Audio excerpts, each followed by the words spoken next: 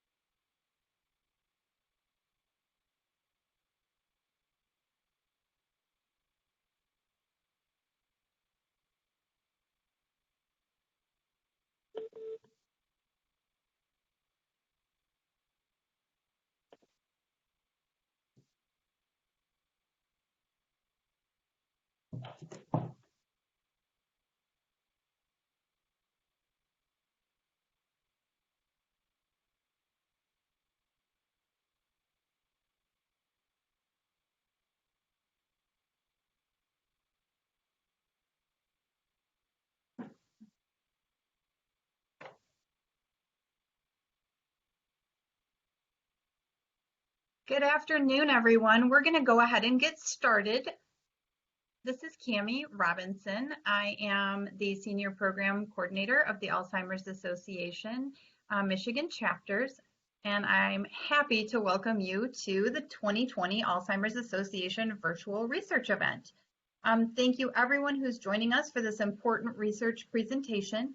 Research drives so much of what we do, and in order to achieve our vision of a world without Alzheimer's disease, we need your help. We are asking everyone on this call to join us in this year's Walk to End Alzheimer's. In light of the coronavirus, this year's walk will surely look different, but we're asking everyone to stand with us and join one of our 25 Michigan walks. You can find a walk near you at alz.org/walk. And if you have any questions, please don't hesitate to reach out to me directly. The walk is the largest event to raise funds and awareness for Alzheimer's care, support, and research. And by joining the walk, you are helping to make a difference. Sign up your walk team today and you will win a Walk to End Alzheimer's tumbler. So you need to contact me directly at crobinson@alz.org. Don't worry, I'm going to put that in the chat. You don't have to remember it. To join me in the fight to end Alzheimer's and to get your walk tumbler. I'm going to go ahead and pass this over to Cassidy. She is going to be helping to moderate the event today, and she's going to share a few housekeeping items. Hi, everyone. Thank you, Cami. So I'm Cassidy Cover. I am a program coordinator in the Kalamazoo area. So I'm going to be helping kind of on the back end with some tech issues and things like that. So just a couple instructions on just how to use the blue jeans. So sometimes the controls will disappear if your mouse is off screen. So if you wiggle your mouse on the screen or your finger if you're using a smartphone, those instructions should pop up there for you, and you'll see little icons at the top. One is a camera, and then the one right next to it is a microphone. And so we are making sure that everyone's muted throughout the presentation. So if you could please just make sure that those remain muted, it just prevents feedback and stuff like that from disrupting the presentation. And then when we're all over and you're ready to leave, there's a little phone icon and you can click that to dismiss the call. And then you also should see some icons on the right-hand side. So there's a little person and a little chat bubble. So that's what we're going to be using. If you have any questions during the presentation, you can push those through. So if you click on chat, you'll actually see an option to put a question out to everyone or a chat out to everyone, or you can do a direct message. So you can see Cami is in there as well. And then you can also direct message me. My name is on the people as Cassidy-ALZ. So you know I'm with the Alzheimer's Association. So if you're having any tech issues or problems, you can direct message me. Otherwise, you can put the questions out to everyone. So again, we just ask that you stay muted during the presentation, and we'll make sure to unmute at the end for question and answers. Thank you. Thank you, Cassidy. Again, just to reiterate, your microphone will be muted during the presentation. Your camera will be muted as well, so we will not be able to see you. Please leave those buttons alone. That helps Bruno to be able to present without any feedback or interruptions. There will absolutely be time available for questions at the end of the presentation. If you have a question, you can type that directly into the chat, and our moderator Cassidy will ask Dr. Giordani at the end of the presentation. If time allows, we may unmute microphones to allow for additional questions. However, the absolute best way to submit a question is to use the chat feature. If you have any additional questions following the presentation, please feel free to contact me again at crobinson@alz.org. I'll put that in the chat box, and I will be happy to connect you with the folks at the Michigan Alzheimer's Disease Center. In a few minutes, you're going to hear from Dr. Giordani, but I just wanted to tell you a little bit about him. Dr. Giordani is a professor of psychiatry, neurology, and psychology at the University of Michigan and adjunct professor of nursing. He is the director of the Mary A. Rackham Institute and the associate director of the Michigan Alzheimer's Disease Center. He's an active researcher and publisher. Dr. Giordani is currently involved in a number of federally and foundation-funded projects involving cognitive and behavioral consequences of medical illness, including cross-cultural studies in Africa and Asia and national and international clinical trials. Over the past several years, he has spoken extensively across Michigan on research in Alzheimer's disease and other dementias. Now, I would like to welcome our keynote speaker, Dr. Bruno Giordani. Thank you. Hi, everybody. I'm a couple of things. One is I was hoping to do this downstairs where I have a standing desk so I could sort of wander around the way I usually do. But unfortunately, my daughter also had a presentation today on Zoom, and my grandson is downstairs, and he's an adorable 5-year-old, but I wouldn't be able to get a word in edgewise with that. So I think it's better I came upstairs.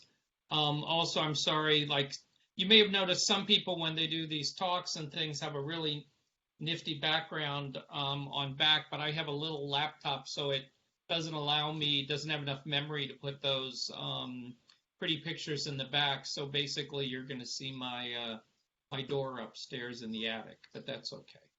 So so we're going to talk today. Let's look at a couple of things I like to do first.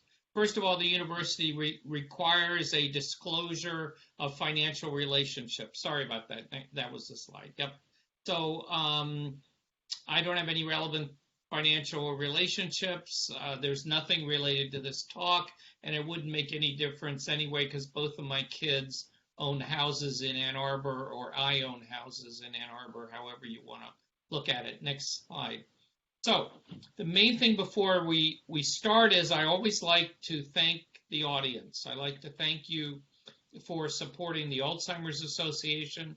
I like to thank you for supporting our center. And most of all, I'd like to thank you for paying your taxes, because part of the tax money goes to fund research in medical areas and in Alzheimer's disease. And so it has an important contribution. And at the end of the talk, we'll talk a little bit more about that, specifically about Michigan. Next slide. So besides thanking you all, I always like to thank the politicians and other people involved in all this, and the people on the ground work. even before we get to the politicians. So thanking our CEO of the Alzheimer's Association, Harry Johns, thanking the idea that through the work of the Alzheimer's Association, we have a much bigger representation of what Alzheimer's means to everyone. I mean, we have the movie Still Alice just as an example, the Glenn Campbell story as another example, and all these other programs, Awareness Month, the Young Professionals organization through the Alzheimer's Association. All of these things now, these are based on the fact that there's so much more awareness of Alzheimer's disease. And I think that's really important, because all of this awareness, next slide, leads to the difference here. The difference is if people are aware, they pressure politicians to be aware. And all of our Michigan politicians have taken really critical stands in either developing more work for Alzheimer's patients directly in terms of getting medications out much faster, or working for caregivers through the HOPE Act. I mean, multiple different things. And I think we have to be especially aware that our state senators and representatives have been really critical and to this effort, and really involved in Washington. Next slide. So I'd like to talk a little bit about today's agenda just briefly. We're going to talk some about the science behind Alzheimer's disease. Not too much, because if any of you have seen any of my other talks or come to other talks in the area, there's usually a lot of that in depth. But I want to really review that, because the science of Alzheimer's is still the basis for which all the medications are developed, all of the research is ongoing, and it's pretty basic and in some ways easy to understand. So I want to go over that with everybody. Then I want to talk about the way to talk about the latest research in many ways is to talk to you about the Alzheimer's Association International Conference. So this past year it was in Los Angeles. This year it was going to be in Amsterdam, so it's sort of going to be virtually from Amsterdam. But this conference brings together somewhere around 5,500 or so researchers only in Alzheimer's. This is unlike any other conference for any other disease around. I mean, they're not really for diseases. They're usually for associations, sort of the Association of Neurologists, the Association of Otolaryngologists. But this is a meeting that brings everybody together. I don't care if you're a dentist, an eye surgeon, a neurologist, whatever you are, you can come to this meeting and talk about your area of interest in your work in Alzheimer's. So this has been two things this has been critically important in, is that the Alzheimer's Association, by bringing all these folks together, has really advanced research by letting people see all these different areas and talk to these people from different areas about the disease, and also really importantly have brought people from across the world together so that we can better understand the differences in the way Alzheimer's looks internationally and things and those kind of issues. So it's really important. Then I'll talk a little bit about the ways in which our Alzheimer's Center here, our National Alzheimer's Center that's located in Michigan here, really, and actually that's from our logo, involves all three universities and all the research universities in Michigan in one big unit. But talk a little bit about what we're doing. Next slide. So we'll talk about next the science behind Alzheimer's, sort of what's going on. Thanks. So we're going to talk about in understanding the healthy human brain, you have to understand the brain is really made up of these things called neurons. The neurons are the parts of the brain that sort of make the decisions, that form the basis of the communication, this sort of electric communication that goes on, this chemical communication that goes on across the brain. So there are millions of these large pieces there at the top, the neuron, which is the main body. And each neuron, if you look, I'm sorry, I can't quite point. If you look, each neuron has a long, Thank you so much. there's a pointer. So each neuron has a long axon that comes out of it. And this is essentially the messenger from the neuron. And if you move your pointer down a little ways further, you'll see that each of these axons has these dendrites that come off, and then these millions of little connections. Each of those little boxes are synapses, and there's over 100 trillion of those in the brain. So you can see how complicated it is. That little box on the right kind of shows you what a synapse is made of. It's simply a connection between one neuron with the other, but this is done through chemical things. Choline, which is very involved in this process, which is in the brain, is a neurotransmitter, and it helps the synapse and the next neuron talk to each other. So this is I guess my point about all this is, billions of neurons, trillions of synapses. You have to understand this is a really complicated machine up there. That's why little things can go wrong and it can be a problem. So let's talk a little bit about, next slide, a little bit about what is Alzheimer's disease. So the common question usually is there a difference between dementia and Alzheimer's disease? So dementia is, I like this, the Alzheimer's Association was kind enough to give me this slide, but it's a sort of an umbrella. It's the umbrella term. Dementia sort of encompasses any decline, any cause of symptoms that includes memory loss and mental decline. So anything in our lives that is progressive, neurological, and causes this decline. And so within this dementia, Alzheimer's disease, you'll see, is really the most common form. It's sort of in the biggest. That's 60 to 80 cases. 10% of those cases of dementia are also vascular dementia, but you have to understand that vascular dementia and Alzheimer's usually coexist. So that's Alzheimer's is involved even in more dementia. And then there are the other very significant dementias that are much smaller, 5% or less, that include frontotemporal dementia, Huntington's disease, Lewy body dementia. All of these areas are areas that, because of the increased research in Alzheimer's disease, we found so much more out about these. The importance of how does frontal dementia that actually appears often earlier than Alzheimer's disease, how does this type of disorder that primarily affects the front of the brain, so it affects behavior much more, how does this disease differ from, say, Lewy body dementia that involves more the back of the brain much more, so that it involves more the visual cortex, visual spatial processing and things, more related to Parkinson's disease. So how do these different diseases evolve, and how does their evolution really affect the symptoms that people have? We're just beginning to understand that. Next slide.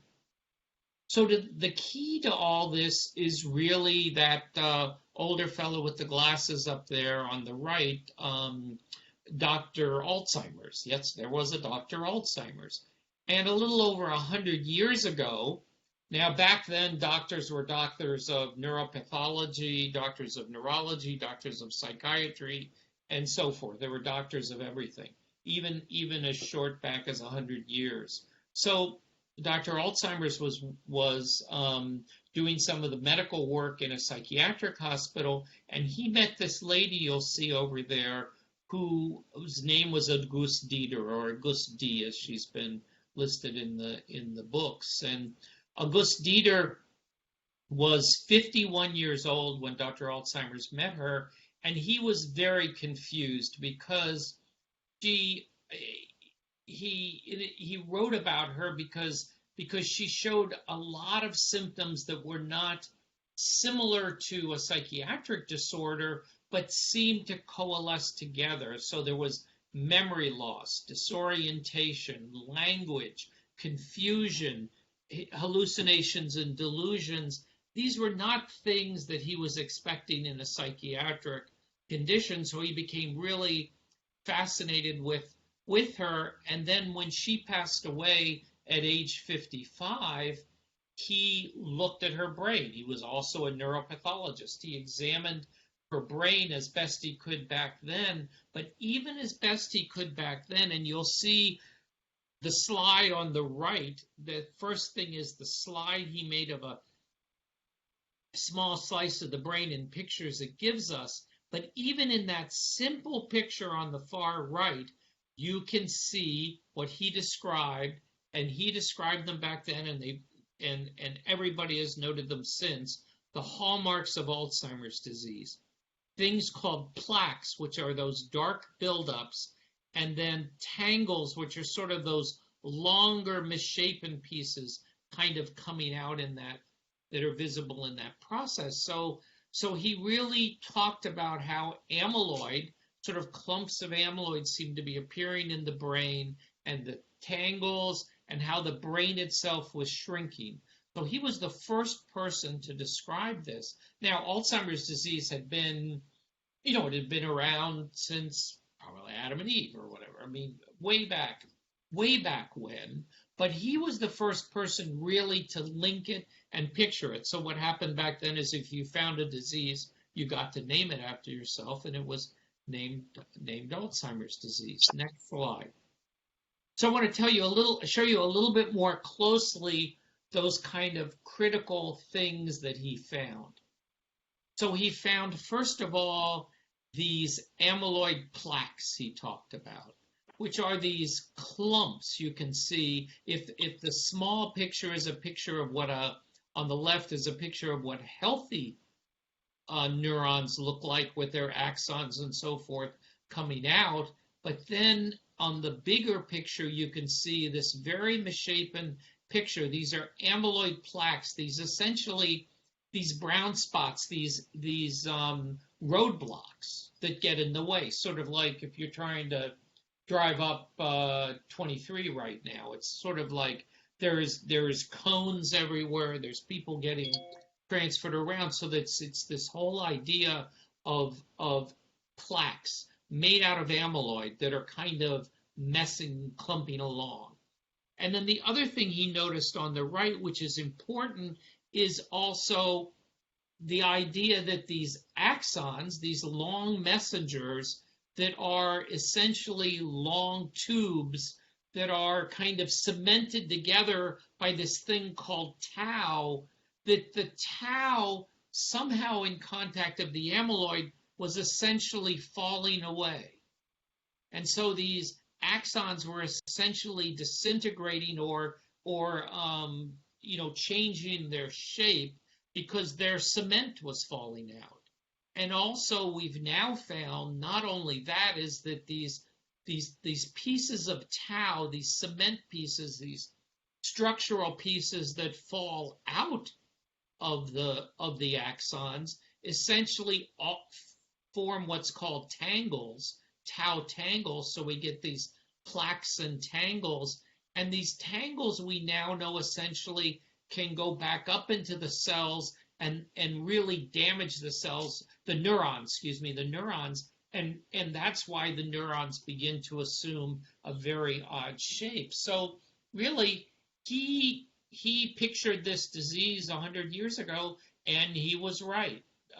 He very perfectly described what this disease looked like with very rudimentary techniques. Next slide.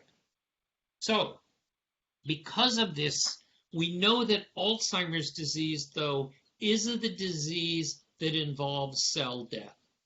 And it tends to involve cell death in very specific areas. And one of the most specific areas is something called the hippocampus. So that bottom left part, the left brain is a normal brain. You'll see that little line up to the hippocampus, which happens to be the area of the brain that is critical for a number of things, including memory. So it also happens to be important in things like spatial navigation and adapting to movement, for example, which is why many Alzheimer's patients have a lot of difficulty driving because they can't sort of sense where another car is. But its primary role really seems to be the consolidation of memory, locking in memory, and that area begins to shrink. So you see this shrinkage on the right in the hippocampus, so it loses cells. Then the cortex, that shrinkage moves to the outer side of the brain. You'll notice in that other circle, the cortex begins to shrivel up, and in which case, as the sort of brain mass gets smaller, the ventricles, the parts of the brain that are the parts that clean the brain, they essentially just grow larger to take up the space. So it's a very orderly presentation of what happens, because we know now that there is pretty much a structure for how that happens. Next slide. So this is what's now called, and again, there are some variants in this model, and everybody has a slightly different model, but this is a sort of amyloid cascade. It's called the pure model of Alzheimer's disease.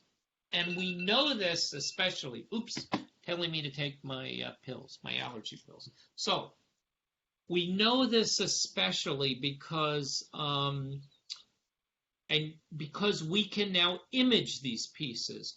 Over the past maybe 10 years, we have developed imaging techniques to do this. We can now image amyloid in the brain, which we never could before. So we can look at the distribution of amyloid changes. We can look at the distribution of tau in the brain. So both amyloid plaques and tau tangles we can now see. And then using that bottom picture on the left, we can also look at what happens across the brain as the brain shrinks.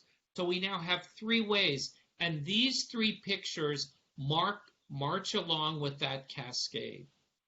So we know when the first thing that happens is the brain gets an increase in what's called brain amyloid. And that amyloid, that unused, which is essentially unused proteins or misfolded, miscooked proteins. Proteins are or precursor proteins are the way the brain gets its energy. But what happens in Alzheimer's disease is those proteins essentially get folded up and wrecked up by little chefs that are supposed to make that good for the neurons to absorb for energy, and they sort of clump together in what's called an amyloid deposition. So that whole first part of this process probably involves amyloid, and that's the picture on the left. It occurs in very specific areas of the brain. And as that amyloid gets deposited, you get inflammation in the brain. So now cells start to dysfunction. There is inflammation. The tangles begin to form. And that's that left picture that shows that even widely you get tau deposits as tangles begin to fall apart. So this is the start of cells falling apart. And finally, at the bottom, you get a loss of neurochemicals, that choline and all those things the cells produce to send messages. Those start to dry up, and the cells start to die. They no longer can make choline to send these messages. They begin to die. So you get a loss of neurochemicals, and finally that loss of brain cells, not so much nerve cells, but brain cells, axons and things in the brain. And you can see that missing essentially in that picture on the left. The brain begins to shrivel in. Now, that part about where cells die is important, because at this point in time, the only time that we really diagnose Alzheimer's disease is when those cells have died and behavior starts to change, right? I'm sitting here listening. You probably can't hear in the distance, but I'm glad we're not downstairs, because apparently the 4.5-year-old kind of lost it. But But anyway, I can hear a lot of crying going on. But clearly his grandmother wanted him to come in and stop spraying the yard with water. But anyway, that loss of chemicals and loss of cells, that's when we diagnose Alzheimer's disease. Because if you lose neurotransmitters and what's left of the cells can't connect, and if the axons in the hippocampus, for example, that involves memory, if they begin to die, then we see memory problems. The difficulty with this whole idea is that this bottom sort of thing here, this bottom rung, is 25 years after that those first deposits start to form. So Alzheimer's disease essentially is beginning 25 years before we can actually diagnose it. So this is the key problem with Alzheimer's disease, and this is the key importance of imaging, because we can now image amyloid, like in that top little image there. We can now image amyloid early on in the process, so we can essentially say to some people, look, you have amyloid in the brain and nothing else. That actually, you are at very high risk to develop Alzheimer's. You might not, but you're at very high risk. And then when somebody shows tau in that scan below, on a tau scanner, if they show tau, then we know really we've moved into Alzheimer's disease. And then essentially when the brain shows loss of cells, we know we've got the disease. So that we can now really process out what's going on. So if you look at the next slide, this is another unique thing I kind of wanted to talk about. First, because a lot of people say to me, well, if Dr. Alzheimer's found this disease 100 years ago, like say they've done with other diseases, why have we done so little now? And I think this slide shows you why. So the first thing was that August Dieter, described by Dr. Alzheimer's, really, that was in 1906. She was 51 years of age, right? She was actually what we call younger onset Alzheimer's. There's only about 200,000 people in the world with younger onset Alzheimer's. We'll talk about that a little bit later, but this younger onset Alzheimer's disease, these individuals carry very specific genetic linkages compared to everybody else who usually develops Alzheimer's disease later in life. So she was a 51-year-old. And so Kreplin came along and said, and Kreplin wanted to be a bigger shot than was Alzheimer's. And Kreplin sort of said, well, thank you very much, Dr. Alzheimer's. This is pre-senile dementia. This is essentially people getting old early. So rather than saying this is a disease that affects older individuals, it was sort of like, she's just getting old sooner. So back when I was first doing research in the 70s, when I was like a 5 or 6-year-old working at Mount Sinai in New York, we looked upon this disease as an uncommon disease of people early in life. So you can see that from 1906 into the 1970s and 1980s, people thought of this disease as a very rare disease. But what began to happen is, as we began to look at people, as we began to look at controls who also had memory problems later in life, in the 70s and 80s, we began to realize that early onset was the same sort of basic picture as late onset. So most people develop Alzheimer's disease later in life, in their late 60s, 70s, 80s, because age is the biggest predictor of Alzheimer's disease. So what we really began to understand is that, but because of that, look, the understanding of biology, the biology of plaques and tangles, that wasn't really sort of resolved till the 80s. We didn't have our first clinical diagnostic criteria. So the Alzheimer's Association and the Academy of Neurology and NIH and everybody got together and said, this is how you diagnose Alzheimer's disease. To diagnose the disease, you need specific clinical criteria. Well, look, that clinical criteria didn't come along till 84. But once that clinical criteria came along, once people could say, okay, I know what this disease is, and I know it occurs in younger individuals, and I know it occurs in older individuals infinitely more commonly, now things started to go. So by the time we hit the mid to late 90s, people were actually doing much more research. Late in the 1900s, 1990s, excuse me, there was the first genes were found, those linkage genes, presenilid genes to predict early onset Alzheimer's. Those were first identified, and other symptoms began to go. We had the first symptomatic drugs in the very early 1900s. Honestly, back in 1985-86, when I was working at Mount Sinai, we had drugs that appeared to improve memory, except you had to take them every 20 minutes, so it really wasn't an effective way to do it. But those were the very first precursor drugs we were studying that in the late 90s became the symptomatic drugs. These drugs don't affect the disease process, but what they do at the very bottom of that cascade I showed you is that they increase the choline in the brain.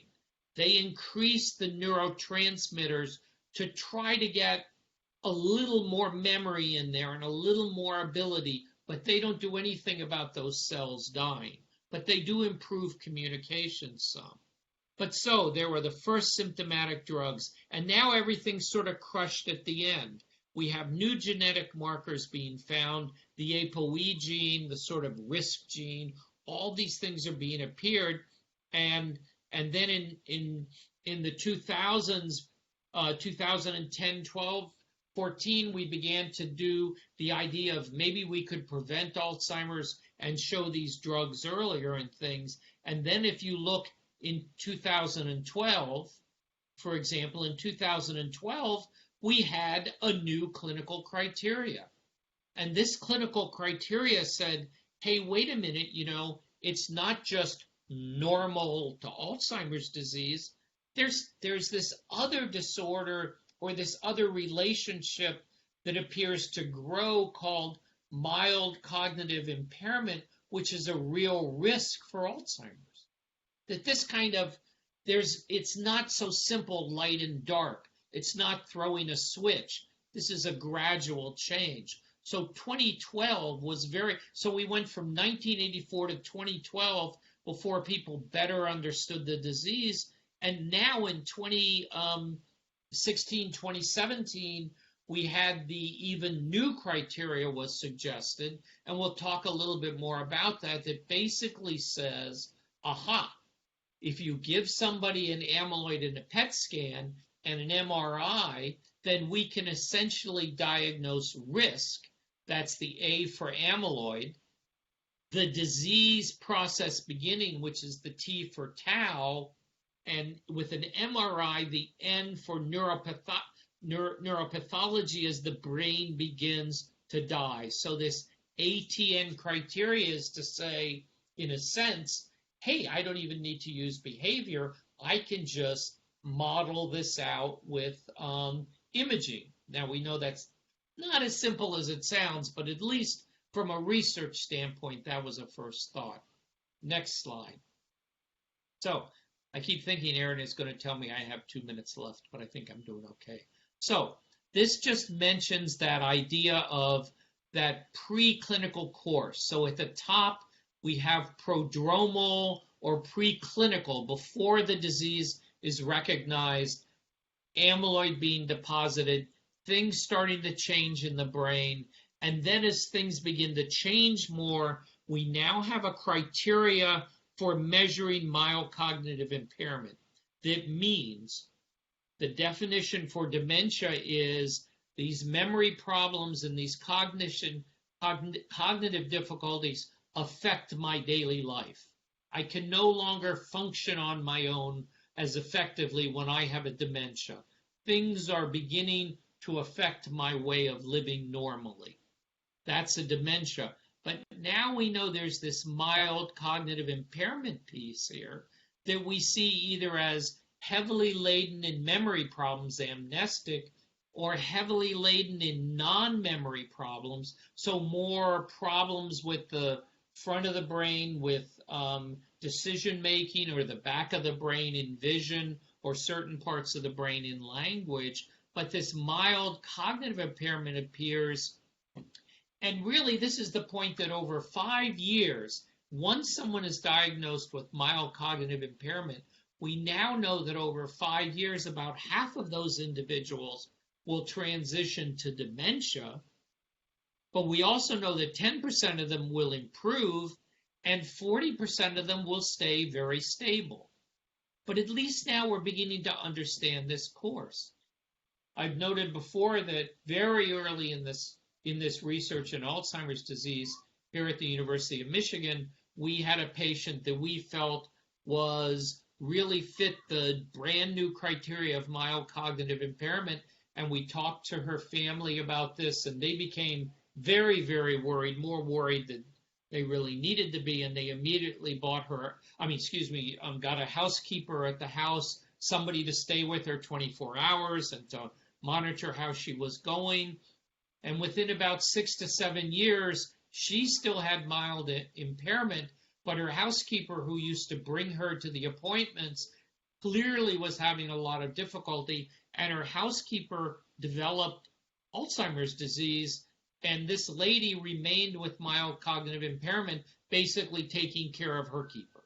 So again, it's a very confusing process, but we know overall that people with mild cognitive impairment who fit that kind of clinical picture of there's a change in their memory, or their executive functioning, or their problem solving, or their language skills. There's a change from what happened before. We don't have a specific picture in the brain of a tumor or a stroke or anything like that explaining that. So we know that there's something else going on, and it seems to be, for a good percentage of the people, progressive for dementia. That's why there's a lot of emphasis now, for example, in trying to do research studies and clinical drug trials and other things with people who have mild cognitive impairment, because it seems to be this middle category. Next slide. So let's take a little bit of a picture of what this means in the world. So, and in the United States. Let's center this on the United States. So what's the growth of Alzheimer's like? So right now, Alzheimer's is the 6th leading cause of death in the U.S. There are 5.8 million people living with Alzheimer's right now, and by 2050, this number will be 14 million. Now, I usually ask a crowd of folks, why do they think this? But we won't bother with the chat room. But think to yourself, oh my gosh, is this spreading dramatically? How can we go from 5.8 to 14 million? So there are a couple of things, and people, usually when we sit in a room, we kind of come up with these things.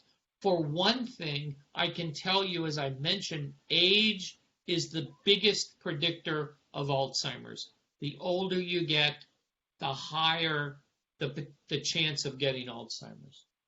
So think about the fact that right now, all of you listening and everybody in this conversation, probably half of us will live to be 100 or close to it.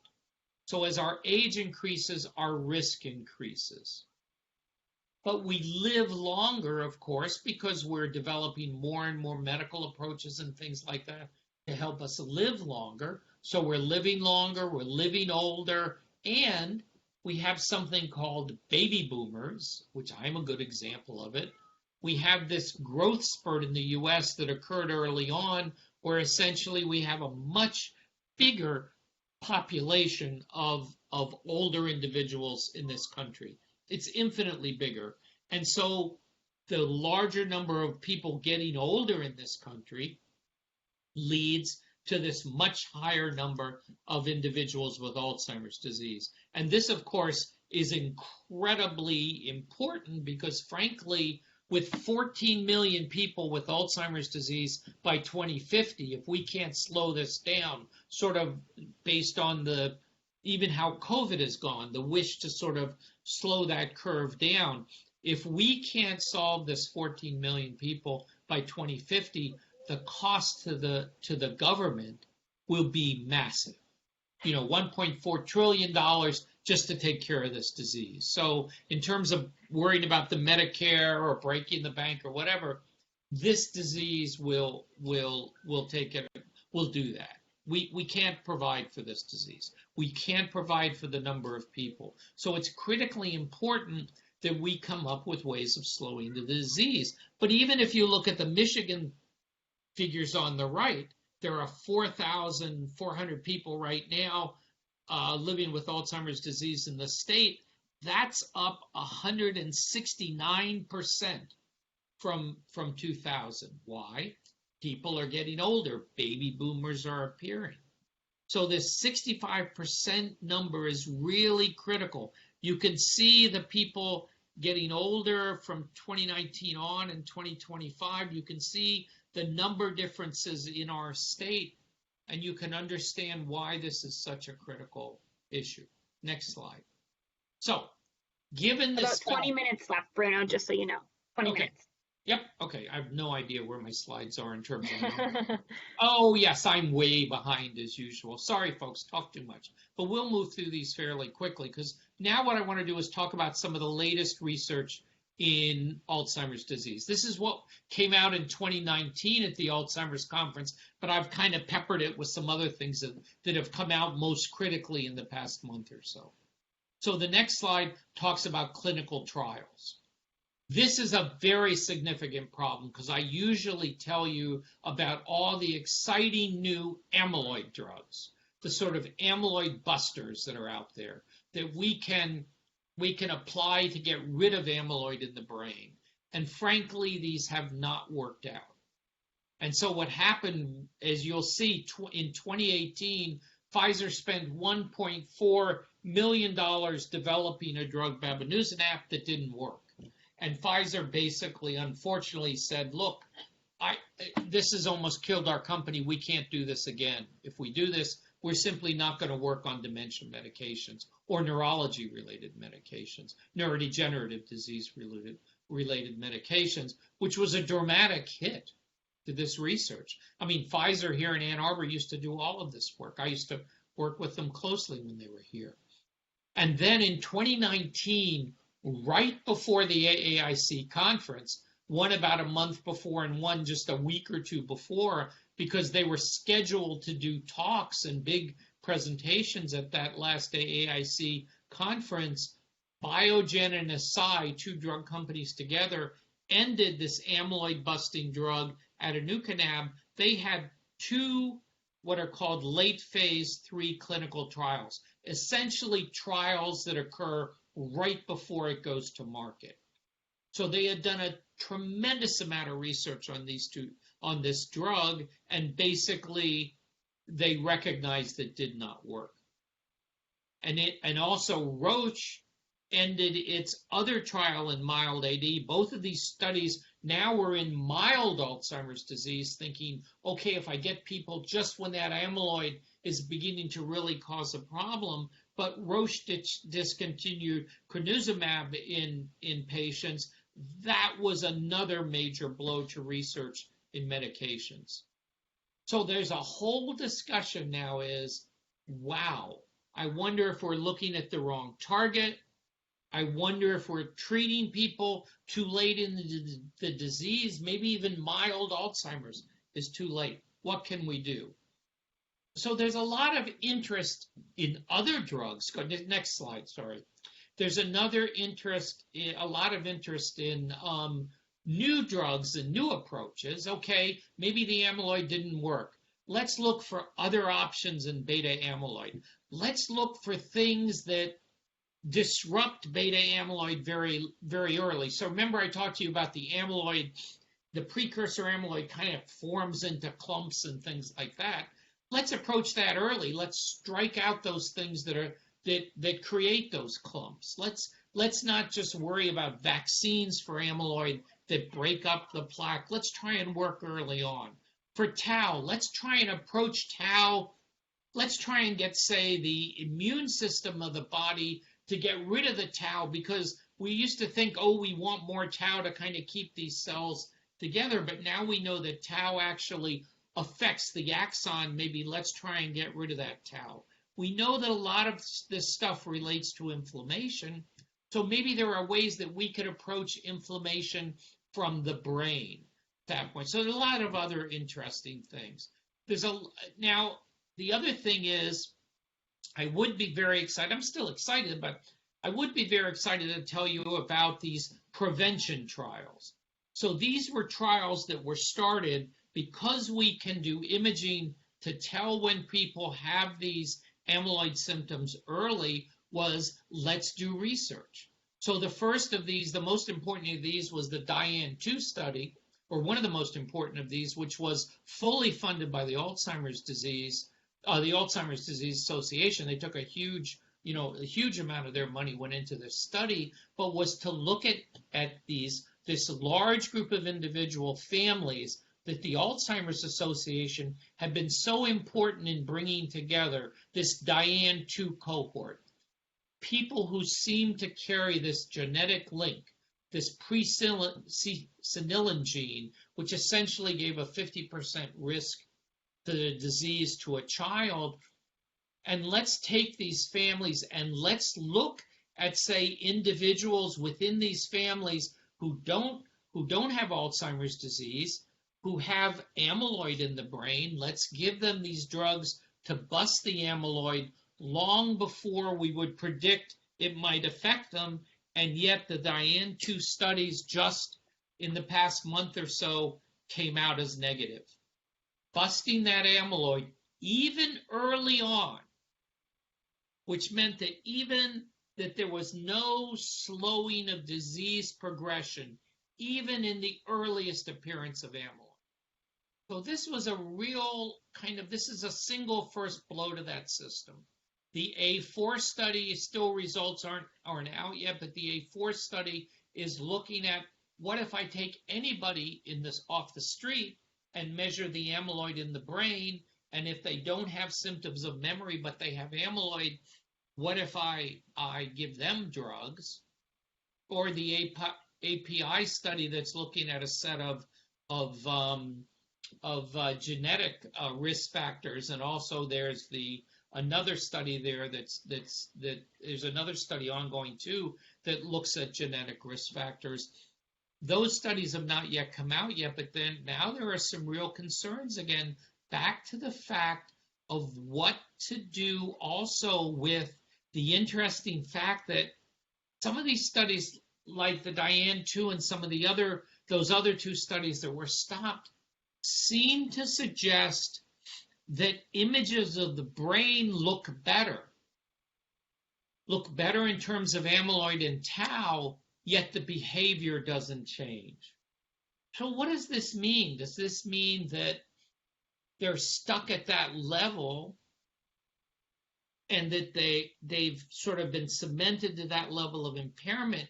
But the problem with the DIAN-2 study was it suggested, no, this disease continues. So we really don't know what to do right now. We're really spending a lot of time and effort, and there's sort of a renewed effort in the DIAN-2 group to look at a lot of different options. Next slide. So there's a lot of also interest in sort of diversifying the portfolio. Let's develop what's called the AMP-AD, which is a whole partnership of Alzheimer's centers and things and research groups together to get drugs faster into research and develop them. Very similar to what we're seeing in COVID. To develop a vaccine for COVID, we've been working on now for Alzheimer's disease. there are lots of new options out now. So there's a new, very exciting result was presented with insulin. People who inhale insulin actually seem to have improved cognition and improved amyloid tau distribution in the brain. Now, just to show you the problems with this, I'll tell you that this study had two components. The first study started with a very poor inhaler system. It was sort of a spray bottle, just wasn't working, and they went to a fancy bottle for another 180 or so people. Those 180 people with the fancy bottle and the perfect spray didn't show any differences, but it was in this group of 49 people with the bad spray bottle that they abandoned. Those are the ones that showed the differences. So you just don't know. But there's another drug, for example, coming out targeting gingivitis. It turns out that the bacteria seen in gum disease also turns up in the brain among plaques and tangles. So there's a lot of interest that maybe these may be markers of inflammation, or they may contribute to it. So there's actually the first drug that comes out that targets this disease process in the mouth. So there's a lot of new ideas coming out because we're looking. Next study. A lot of interest in next slide, a lot of interest in differences between men and women. Do women why do they have the disease more often? Why do we have this differences between men that I've talked about before in terms of presentation? Are there specific sex-related genes? It also appears that women who never sort of got into the workforce and stayed home more, honestly, it appears they have a higher risk. We know that the network of tau distribution in the brain of women is very different than men as the disease starts. So we're beginning to find all these different linkages. We also know that there are cardiovascular disease risks to certain types of mild cognitive impairment, for example, but here we've seen it's only in women. So there's a lot of interest, next slide, in issues with women. There's a gigantic race because of blood biomarkers. So if you remember back on my cascade slide, it showed that there's the idea of imaging. So we do each of these images and we can show people at risk, and we can show people as they continue in the disease, as tau develops. That's a great idea, but that's about $14,000 worth of scanning. You just can't do that for everybody. And it's invasive. You have to lie down, that's not works. And the other way to do this that's much cheaper and much easier to do is to take CSF. So do a CSF study, but nobody wants to get their back poked by a tiny needle. So this idea is out as well. So now there's a huge race to develop these different blood-based biomarkers, and a couple of them look very interesting. So there's a couple from a Japanese firm and things like that. So they're looking at blood-based amyloid tau markers. They're looking at this alpha-synuclein idea, which is this, can we actually see these misfolded proteins in the brain? There was a lot of interest in this thing called NFL, this specific brain protein plasma-based issue, because it turned out that only 2% of normals have an abnormal NFL level, but now as there's been more research, it turns out only 16 to 20% of Alzheimer's patients have it, but 82% of ALS. So we're finding a lot of these markers don't necessarily mean that, but there's a lot of excitement about blood, because essentially every time we go to the doctor, they poke you to look at your cholesterol levels and everything else. Wouldn't it be nice to be able to look at amyloid and tau in the brain? Next slide. There's a lot of increased interest in the LGBTQ community in terms of Alzheimer's. We've become very interested in this in the state as well, because we know that older individuals with dementia from the community tend to live alone. They tend to be not to be partnered. They don't tend to have children who take care of them. And so it's a very significant difficulty. And I'll point out to you PRIDE, which is a very exciting research study underway outside of Michigan, but it's a very exciting intervention that targets LGBTQ people and provides the message for that community so that community can use it best. So these targeted messages to different communities, as we're doing different targeted messages to older women in the African American community in Detroit, all these different messages that go out. Next slide. There was also a lot of interest in seizures because seizures, epileptic seizures, appear to be much more common in patients with Alzheimer's disease. So there's a lot of interest, maybe some abnormalities in EEG reflect that. Next slide. There's a lot of continued interest I've talked about before about Alzheimer's disease and sleep. There was a lot of interest in let's get rid of sleep medications because they cause an increased risk of falls among individuals. But now some research done suggests that if the meds are working, for some reason, there's a reduced risk in Alzheimer's of problems and an increased risk among white individuals. So now there are some race-related differences we really have to understand. All of these things become much more complex as we study them more.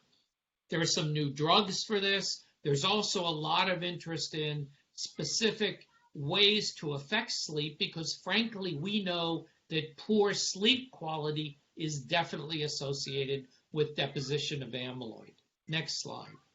So these are some better tips for sleep. So we always put the slides on the internet. So I'll just tell you, please, as part of the good for my heart, think about sleep as a critical problem.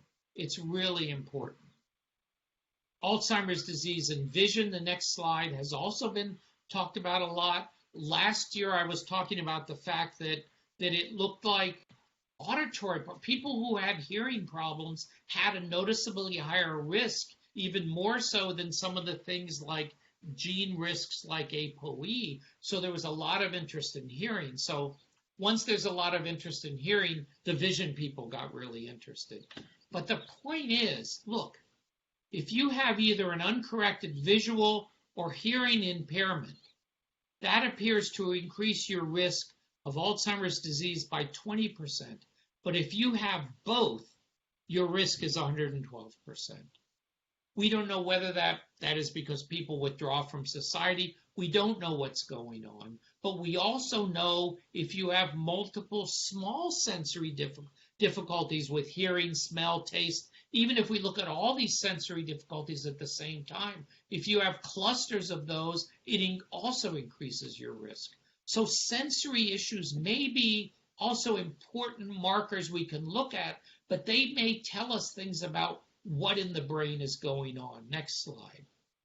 Medical care issues. I mentioned this because Deborah Levine, who used to be one of my trainees in internal medicine, Deborah has done some important work looking at this, but right now there's a lot of discussion about the fact that patients with mild cognitive impairment or Alzheimer's disease, because they can't explain themselves, they're going to the emergency room and they are using medical resources much more than necessary.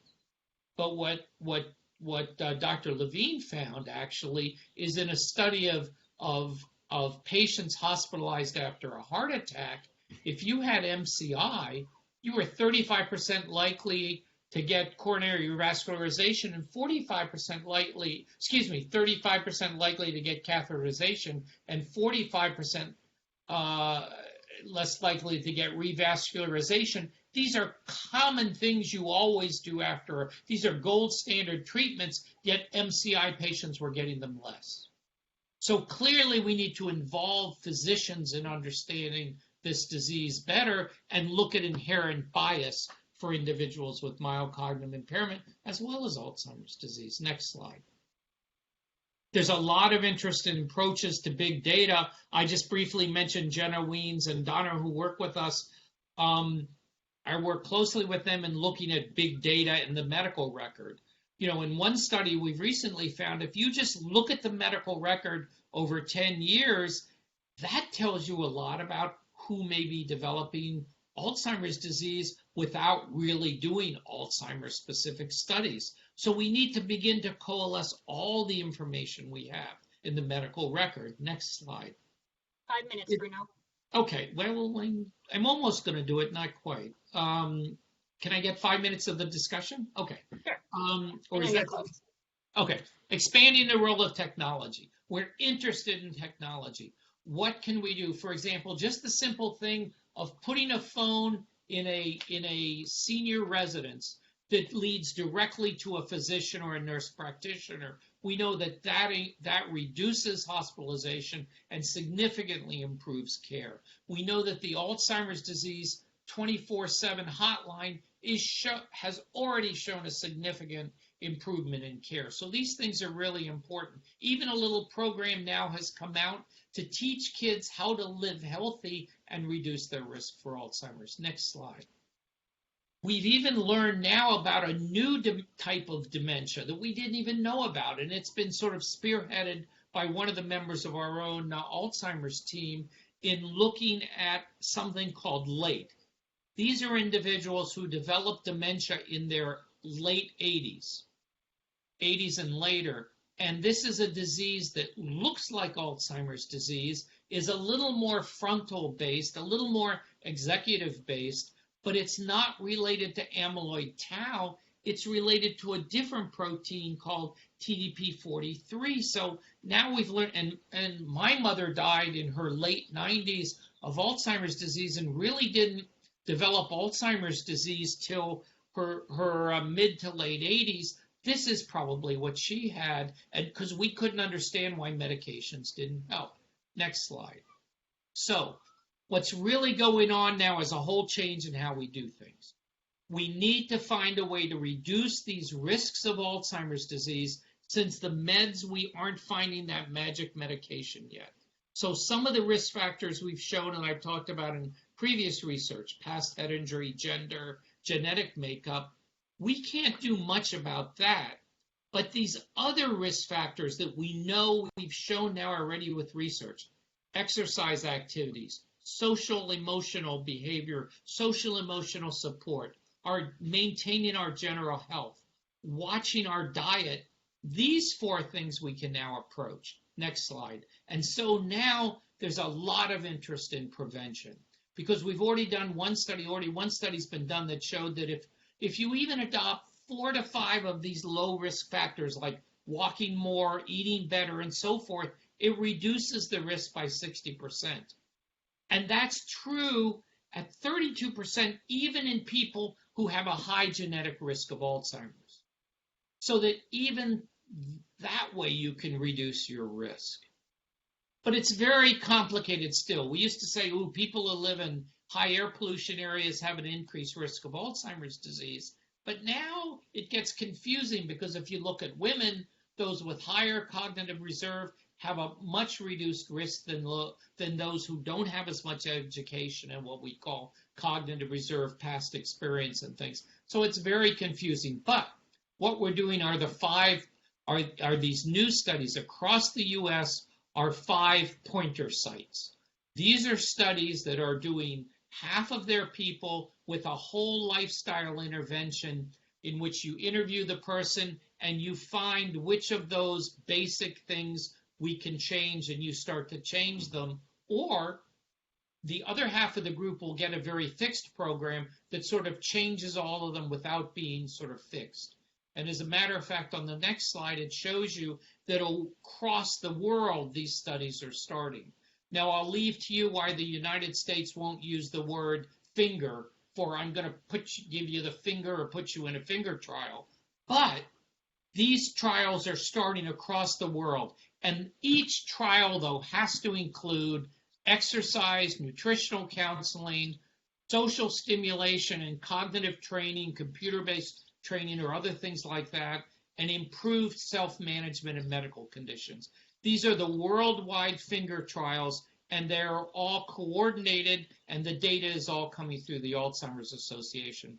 But the key is they're all being interacted. Before I talk briefly about our center, I'll show you Luis May, who died at age 22, purported to be the oldest person. There have been all sorts of discussions, but the important thing about her is she rode her bike till she was, I think, 117 when she fell off and fractured her leg and she couldn't ride her bike anymore. She used to say, you know, you've got to diet and exercise. So even when she was sitting, she was dieting. She had a good breakfast every morning. She loved to use olive oil. She used it as a body lotion. She put it all over her food, the importance of that Mediterranean diet. And for lunch every day, she had a glass of really bad port. She said really bad wine. Cheap wine, excuse me, not bad. And I think it's important because actually we're showing that some of those types of port and wines that are made are actually full of antioxidants and other things that actually may benefit. So she had something going for her. And she was just awake. And the other thing she did was she ate 2 pounds of chocolate a week, which actually, you know, she didn't gain weight because she was doing so much exercise, which was good, but she was getting a lot of antioxidants from the chocolate. So you got to mix things together. So I'll mention to you briefly this ATN very quickly before I go briefly into our slides, but this is the whole issue of, can we diagnose people with scanners? Can we spend a lot of money scanning and decide that somebody has amyloid, tau, and neurodegeneration, and especially if they just have amyloid and tau, can we treat them? And there's a lot of people saying, now, wait a minute, even people with amyloid, you know, unusual amyloid in the brain, you know, they die without ever knowing without ever appearing to have cognitive impairment. So all of these things are becoming an issue because if we identified people very early, it would cost $200 billion a year to give them amyloid drugs that we're not even sure work and shouldn't be given to patients with MCI. And our overall drugs across the world cost $333 billion. So it's a real question of the usefulness of that. So there's a lot of discussion going on. Let me talk to you briefly about our Alzheimer's Center. Go down to the picture of the next slide. So we're one of a set of 32 centers across the country. These are specially funded studies that are considered centers of excellence that have been denoted throughout by the National Institute of Health, National Institutes of Health. And there are over 42,000 participants in these studies. And the important thing is each of them comes in, gets the same measures, the same blood taken, the same imaging studies, so that now, rather than me doing a study like I did quite a while back of 20 people with an amyloid scan, we can now look at 42,000 people with an amyloid scan. Because now we can compare scanners because all the same scanners have been tuned together. This is really an exciting spot in research, and we're really happy to be part of this group. Next slide. So we're desperate to have your help. We do a lot of research, clinical trials, medication trials, memory studies, because we're still trying to find the right medication. We're looking at tuning different types of medications together, but at the same time, we're looking at memory training studies. We look at lifestyle intervention studies. We're looking a lot about biomarker studies, blood biomarker studies. We have going on, and a central work is towards caregiver trials in our study. We follow patients through what's called our MMAP. We follow patients and we follow healthy controls just on a yearly basis, just to monitor how things are going.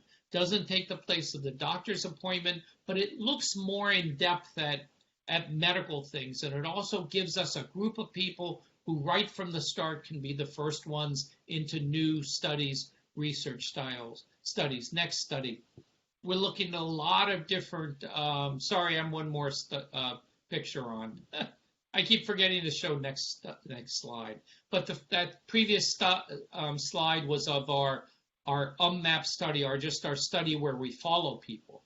Then on the next slide, we list a couple of other studies. the Armada study looking at new ways of actually bringing computers into the community to look for people with mild cognitive changes. The ACE project and couples well-being, sort of looking at tailored programs for African Americans and white participants in sort of tailored programs to their communities where they live. We're also looking at studies that look at brain stimulation. So we know that this cognitive training works, but in some ways it looks like it works even better if we use very low voltage, sort of a 9-volt battery worth of voltage kind of applied to the brain. You can pick these things up in Amazon. Don't do it. You should use the real thing, and we're doing those studies very carefully. But we do more than research. The next slide, and then the next slide. We're looking very carefully at our brain bank, which is our participants have the right to donate their brains so that this critical research can go on to really look at what's happening in Alzheimer's from cell to cell. Next slide. We have different initiatives, the Lewy Body Initiative, to giving care and work in this very significant disorder.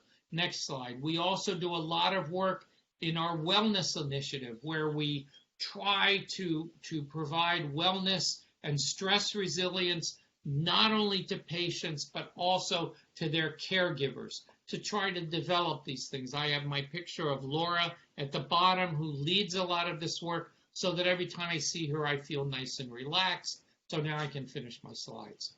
We have another wellness initiative expansion that's going on where we're going to look very carefully and work with the Alzheimer's Association around trying to get talks out there and interactions out there for participants with who we've diagnosed or others have diagnosed with MCI and early stage dementia and things that's working on. Next slide. We have a lot of our outgoing talks like mine and a lot of other talks going on this year by a lot of individuals. Next slide.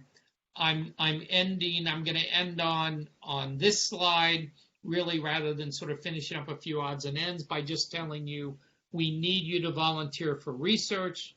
We need you to volunteer for the Alzheimer's Association. You need to help the Alzheimer's Association in its mission. You need to take part in the Alzheimer's State Advocacy Day and also in the Walk to End Alzheimer's.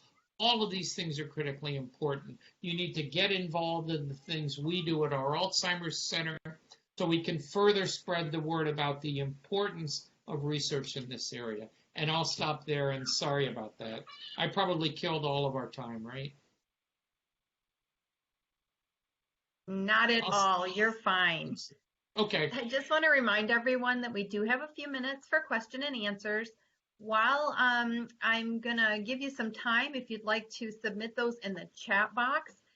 Again, that if you're trying to find that, if you put your cursor up towards the right-hand top corner of your screen, it should bring down that pull-down menu and you shall see the box that says chat.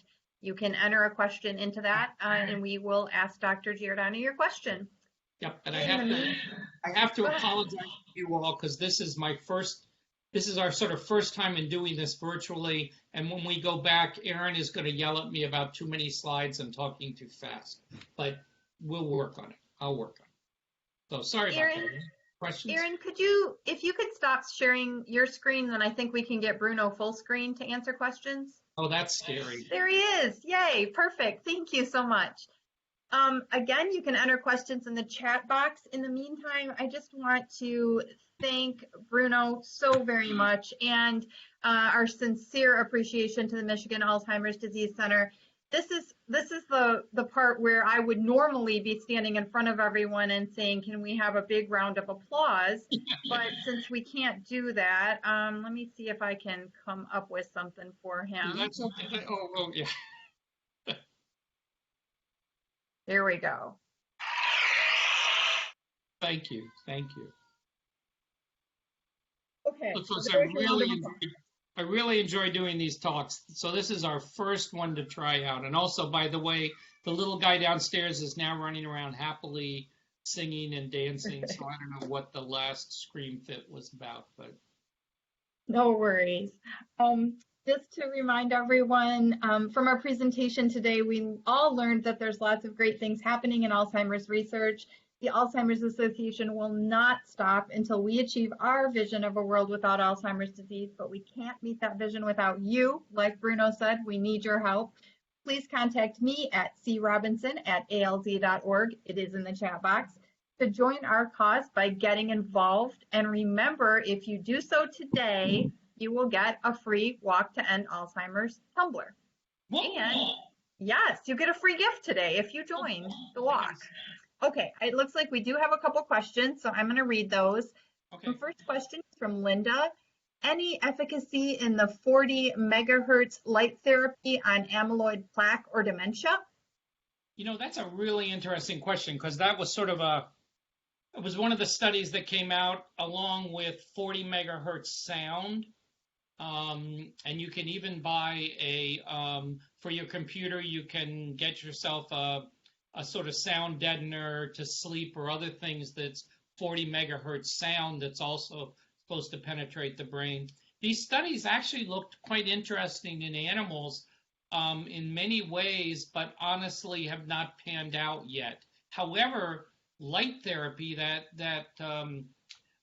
type of light therapy, though, appears to really be helpful for Alzheimer's patients in terms of regularizing their days and actually may help sleep. So maybe that was having an effect because of better sleep and things. We don't know yet. There's a lot more research going on, and there's a lot of interest in light therapy, but sound as well has become an interesting feature. The difficulty is that little things we do to mice don't seem to work when they get converted to us.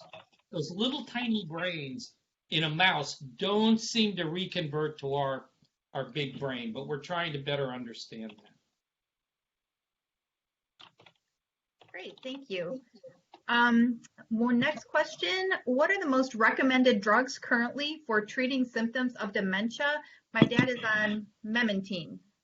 Yep, there's memantine, there's Aricept, there's there's a sort of a triad set of drugs. But again, now memantine is a little bit different because it affects a little bit different system than the cholinergic system.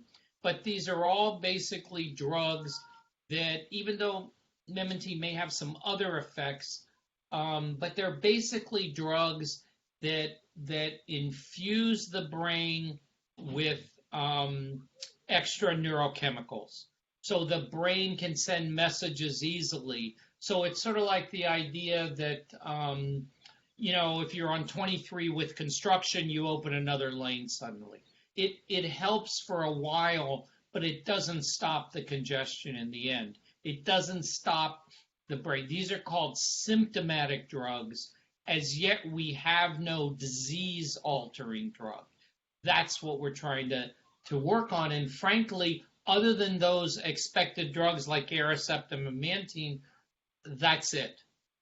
We don't have any other drugs that are really approved. There's all sorts of nutraceuticals people are selling on the internet and other things like that, but those just have been shown to have, those don't have an effect or they've never been tried. If you listen on TV lately, I notice there's an awful lot of things appearing on TV to help your memory and things like that. But if you read the bottom, it says that these things have not been shown to improve memory through FDA trials.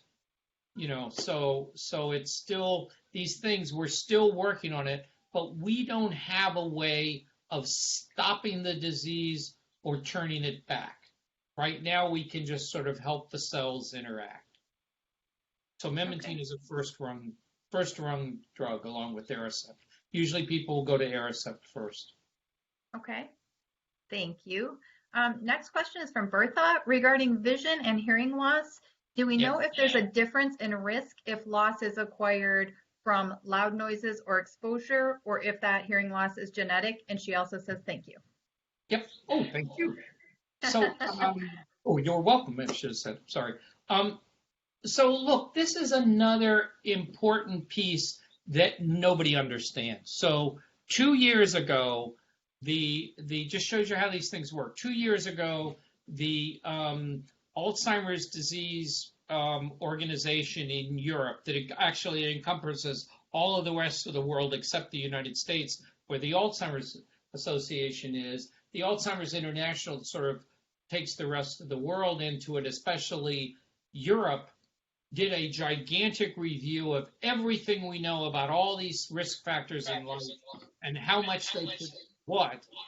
And 2 years ago at the AAIC meeting, I remember there was like shock when these famous people all got up together in a panel and said uncorrected hearing is the biggest risk factor. Now it's very tiny because all these risk factors are only small, but it was more of a risk than ApoE, which is sort of a risk gene, which really was to everybody's surprise, and nobody quite knows yet. Now the sort of interests in vision that are coming along and things, and saying, wait a minute, it's not just hearing, it may be vision. The tie-in is that all of these things relate to how we interact in the world. So it may be the effect of our interaction with the world, and we know if people shrink away from the world or if people become depressed, that also is a risk factor. Or it may be important because it's showing us the earliest signs of what may be going on in the brain. We just don't know. It may simply be that this hearing is just an incredibly early indicator of a problem that's about to start.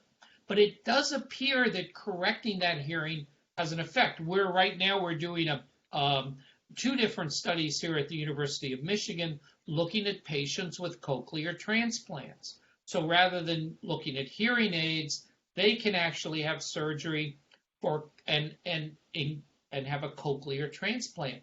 We're studying both of those individuals over time. What happens to people once they have corrected hearing from cochlear transplant versus hearing? Do we see any changes there? We just don't know these things yet. That was a total surprise.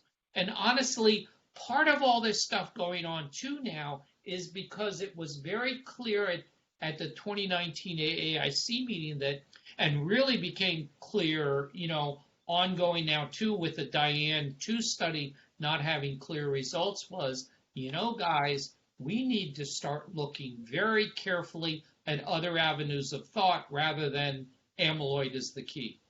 So that's why suddenly hearing has become interested. That's why there's so much of an interest in those 4 lines of things, that sort of idea of eat right, take care of your brain, exercise, and take care of your behavior and your cognition.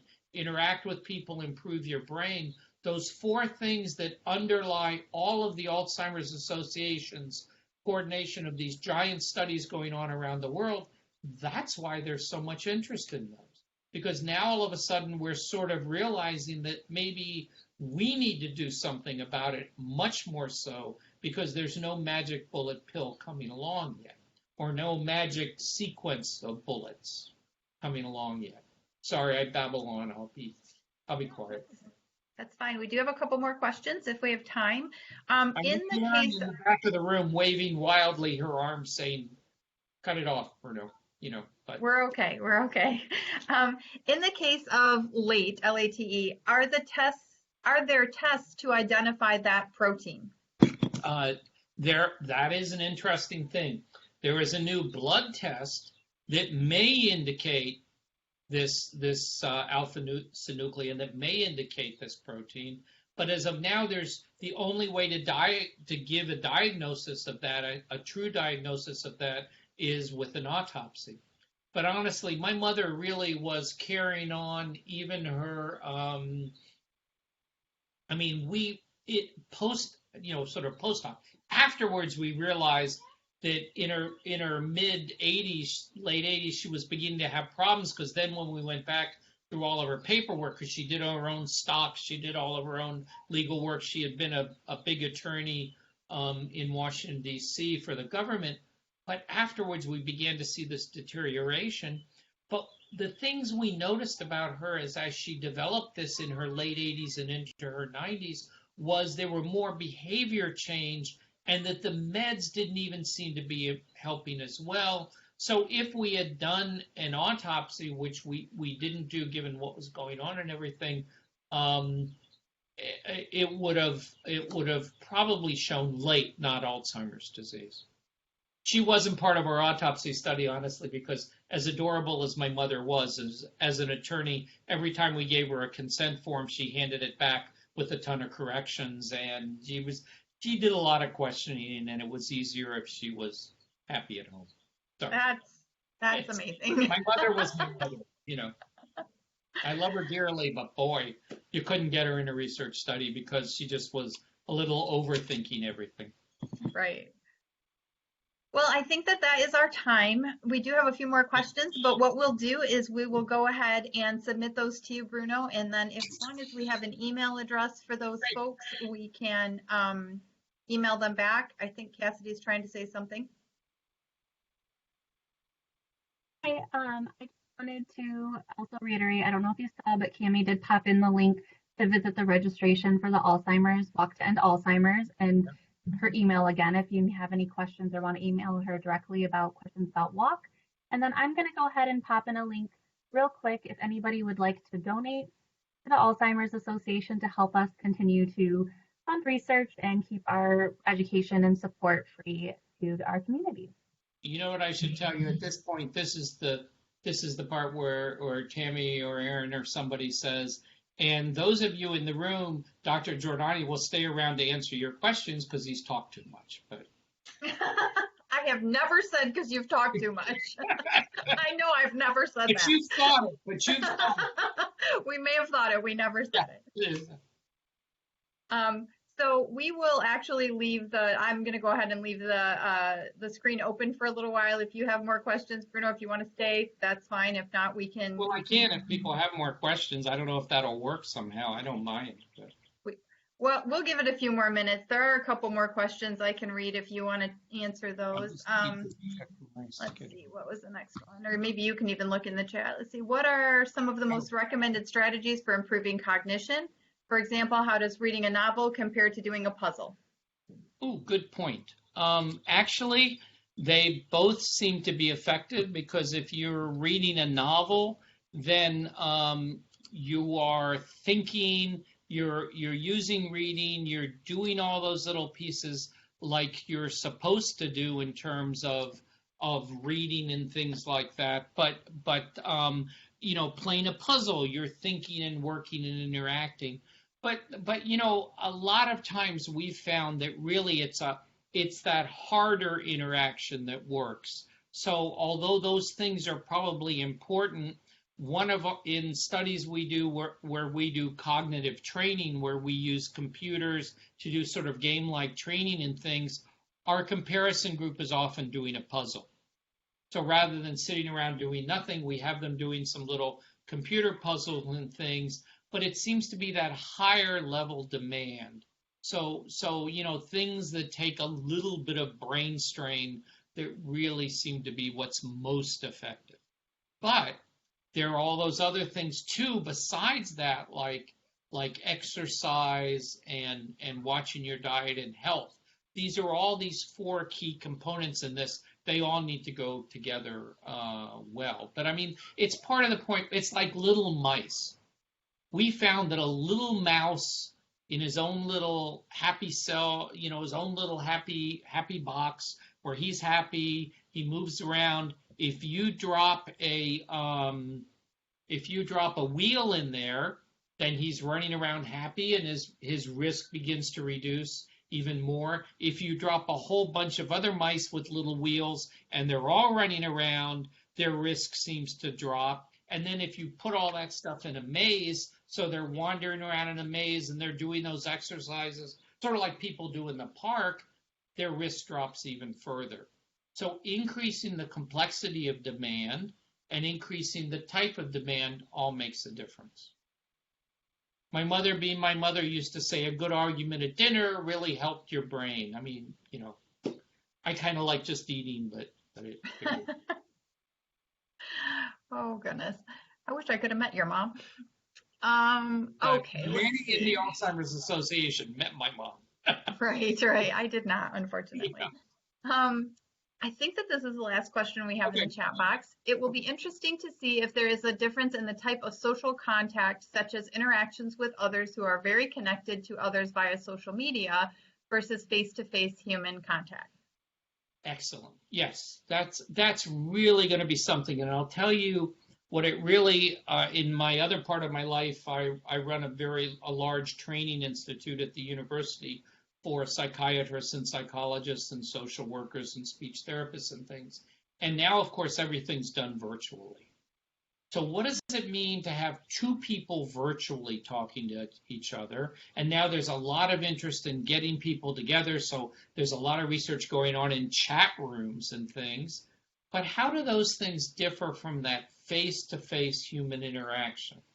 I can tell you that a lot of the psychologists, social workers working for me are actually getting pretty tired of staring at that computer screen, and they want to see the person face to face. But I mean, we just don't know yet. I'll tell you one thing that not that I'm encouraging it, but parties are something very interesting, because when you go into a party, you really have to use, so if you're in a group situation that's not so much a chat room, but if you're in a group situation where you can listen to multiple things at the same time and try and decide which direction do I want to go, and I'm not gonna listen to these things, I'm gonna listen to those things. Those are, again, sort of higher level mental processes.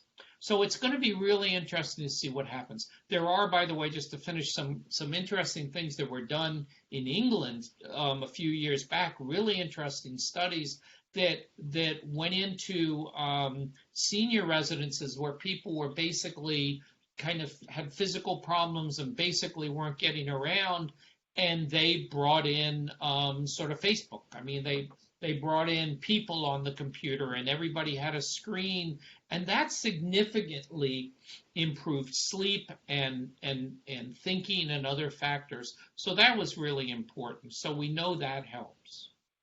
I mean, even getting on your screen to talk to your grandchildren. A study was done at University of Oregon, where they have a whole study center, a big, huge apartment building.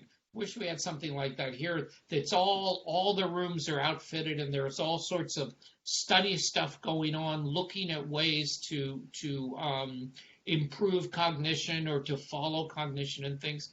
And one of the things they found that really improved the mood of older individuals was this was actually done before the time of an easy tablet, where we all have tablets. They had a tablet on a robot.